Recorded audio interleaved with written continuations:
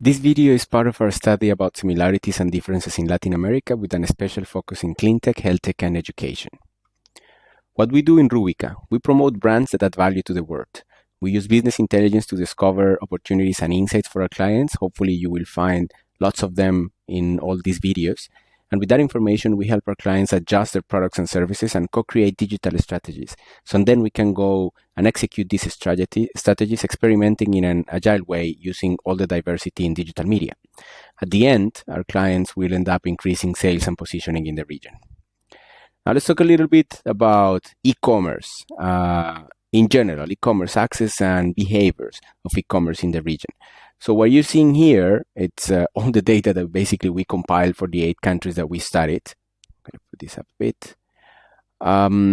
Probably what it's worth mentioning is, and I'm going to start highlighting here, we are always comparing with an European country, in this case the Netherlands there. Check this out. Check the case for Chile. Chile, it's for sure one of from the 8 countries, the one that is most advanced, most mature, and it would be probably the best test bed in terms of digital products and e-commerce products in the region. You see here people that have account with a financial institution that is very low in the rest, in countries like in Guatemala or in Mexico. Credit card ownership is actually high compared to the rest of the region.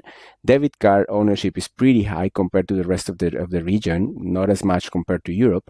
And then you have here the behavior for making digital payments in the past year. Also, I want to highlight here the case for digital wallets in Colombia and in Peru. Check the number. In Colombia, 21.8% of the population already has a digital wallet compared to 13% of the population having a credit card. And in the case of Peru, it already surpassed the credit card owners. So in these 2 countries, the digital wallets are actually trying to replace and really getting people into the banking system. And these 2 countries are going to be very specific for using or testing products that can be paid with the digital wallets. Also want you to pay attention in the numbers for Mexico. So unfortunately, when people think about Latin America, they go first Mexico.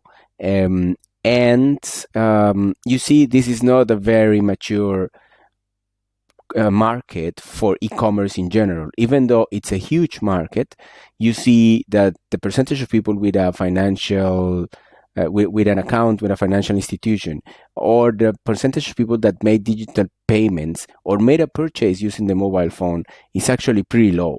So probably you want to choose different cities in other countries instead of going for the first time in Mexico. One last thing that we want to comment about e-commerce in general, it's the top e-commerce consumer goods categories. So what you see here, it's the data from the past year about what were the categories that in these countries were mostly bought online.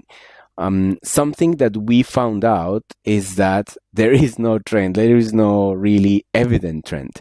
You see that there are, for example, electrodomestics in Chile, Peru, and Colombia, but then fashion kind of goes from 2nd to 5th in the countries, and then you have food, for example, in Costa Rica, Guatemala, and Ecuador, but then you don't find it in the other countries.